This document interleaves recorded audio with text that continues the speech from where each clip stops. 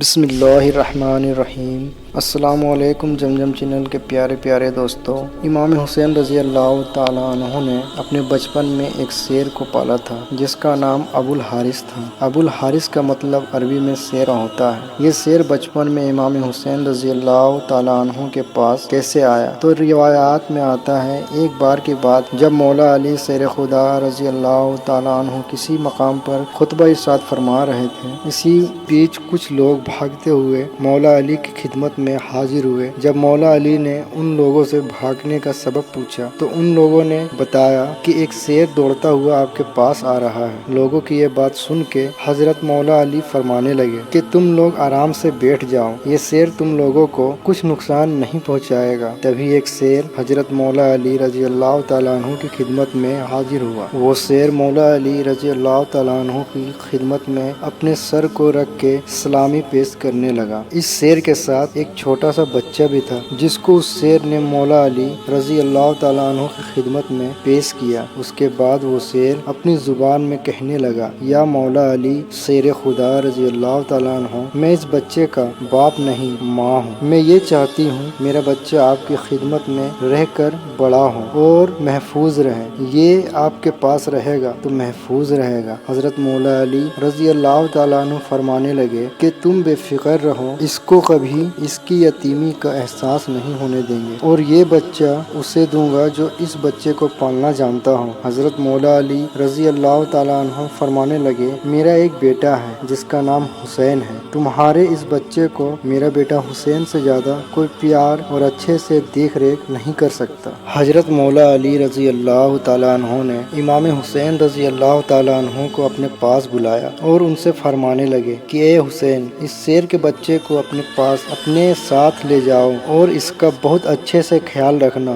اس وقت امام حسین رضی اللہ تعالیٰ عنہ نے اس شیر کے بچے کو اپنے ہاتھ میں اٹھایا اور اس کو پیار کرنے لگے اور فرمایا، آج سے اس کا نام ابو الحارث ہے۔ اس کے بعد امام حسین رضی اللہ تعالیٰ عنہ اور اس شیر کے بچے کے بیچ اس قدر گہری دوستی ہو گئی کہ وہ شیر کا بچہ ہر وقت امام حسین رضی اللہ تعالیٰ عنہ کے ساتھ خوش رہنے لگا۔ اس شیر کے بچے کو امام حسین رضی اللہ تعالیٰ عنہ سے بے انتہا محبت اور عقیدت تھی۔ جب بچہ بڑا ہوا اور جوان ہو گیا تو اس وقت کچھ لوگ حضرت مولا علی رضی اللہ تعالیٰ عنہ کی خدمت میں حاضر ہوا اور کہنے لگے، یا علی المرتضی شیر خدا رضی اللہ تعالیٰ عنہ، شیر کا بچہ اب بڑا ہو گیا ہے، کہیں یہ ہمیں نقصان نہ پہنچا دے، اگر یہ ہو سکے تو شیر کو آزاد کر دیا جائے۔ یہ بات سن کے حضرت مولا علی اپنے گھر تشریف لے آئے اور امام حسین رضی اللہ تعالیٰ عنہ سے فرمانے لگے کہ اے میرے بیٹے،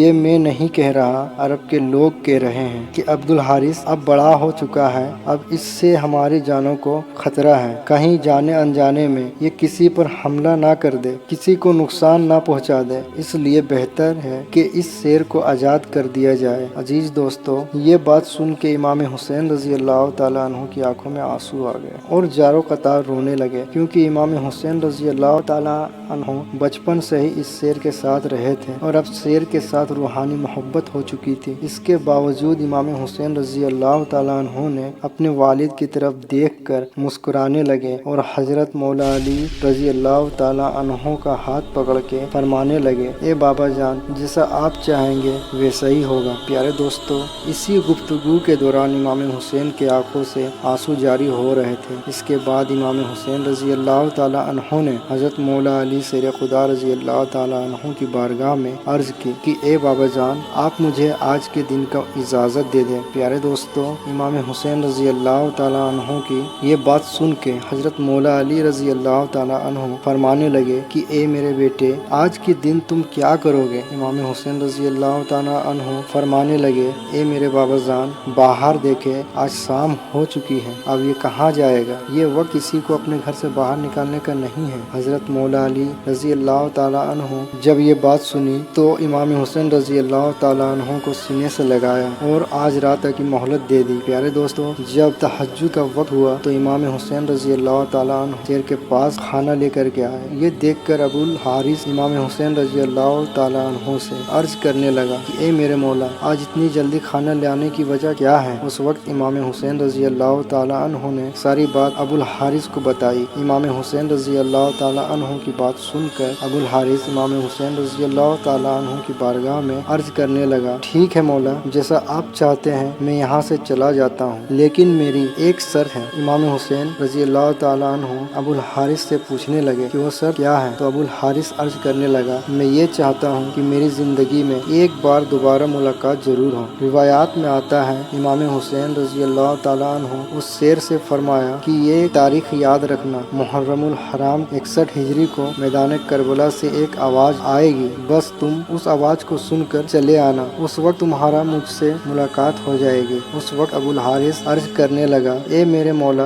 आवाज कौन देगा, आप या आपके भाई। उस वक्त इमाम हुसैन रजी अल्लाह ताला अन्हु रोने लगे और अबुल हारिस से फरमाने लगे, उस वक्त तुम्हें मेरी 4 साल की बेटी सकीना या अम्मा फिजा तुम्हें आवाज देगी। इसके बाद इमाम हुसैन रजी अल्लाह ताला अन्हु ने अबुल हारिस को आजाद कर दिया। इमाम हुसैन रजी अल्लाह ताला अन्हु अबुल हारिस से फरमाने लगे, तुम मुल्क ईरान में चले जाओ, वहाँ पर नेनबा का एक जंगल है, उस जंगल का बादशाह शेर मर चुका है, तुम वहाँ पर चले जाओ और वहाँ जाकर बादशाही करो। इस वक्त अबुल हारिस इमाम हुसैन रजी अल्लाह ताला अन्हु का फरमान मानकर वहाँ से रवाना हो गया। जब वो वक्त आया 10 मुहर्रमुल हराम आशूरा की शाम को इमाम हुसैन रजी अल्लाह ताला अन्हु को सजदे की हालत में शहीद कर दिया गया और मैदान करबला में एक शोरो गुल मच गया। जब यजीदियों ने इमाम हुसैन रजी अल्लाह ताला अन्हु को शहीद कर दिया, उनकी शहादत के बाद इब्ने साद लाइन मरदूद कहने लगा कि इमाम हुसैन रजी अल्लाह ताला अन्हु की लाश को माज़ अल्लाह रब्बिल आलमीन पामाल किया जाए और उनके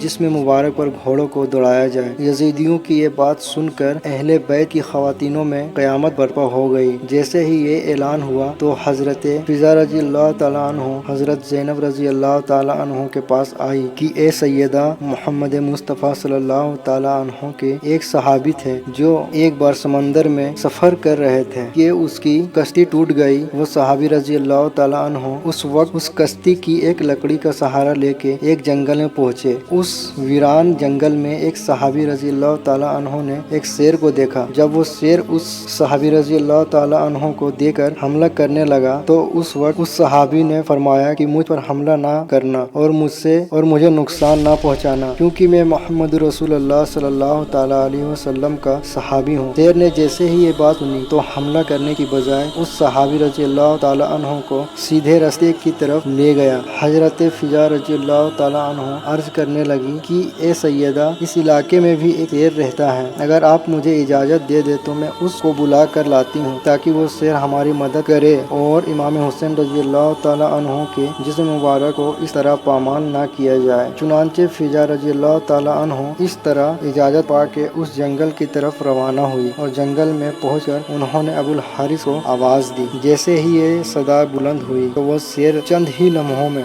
हजरत फिजा रजी अल्लाह ताला अन्हु की खिदमत में हाजिर हुआ। तब हजरत फिजा रजी अल्लाह ताला अन्हु ने उस शेर अबुल हारिस को सारा वाक़या बयान किया जो करबला में हो चुका था और हजरत फिजा रजी अल्लाह ताला अन्हु फरमाने लगी कि जब यजीदी जालिम इमाम हुसैन रजी अल्लाह ताला अन्हु की जिस्म मुबारक को पामाल करना चाहते हैं और उनके जिस्म मुबारक पर घोड़ा दौड़ाना चाहते हैं। हजरत फिजा रजी अल्लाह ताला अन्हु की ये बात सुनकर वो शेर मैदान करबला की तरफ दौड़ा और इमाम हुसैन रजी अल्लाह ताला अन्हु के जिस्म मुबारक को पहचान कर उनके करीब आकर बैठ गया और उनके जिस्म मुबारक की हिफाजत करने लगा। चुनांचे अबुल हारिस ये देखकर इमाम हुसैन रजी अल्लाह ताला अन्हु के जिस्म के पास बैठ कर रो रहा। इधर जब यजीदी लश्कर अपने घोड़ों पर सवार होकर इमाम हुसैन रजी अल्लाह ताला अन्हु के जिस्म मुबारक को पामाल करने के लिए आ रहा तो उन्होंने देखा कि इमाम हुसैन रजी अल्लाह ताला अन्हु के जिस्म मुबारक के पास एक शेर बैठा हुआ है जो उसकी हिफाजत फरमा रहा है। चुनांचे उस वक्त अबुल हारिस का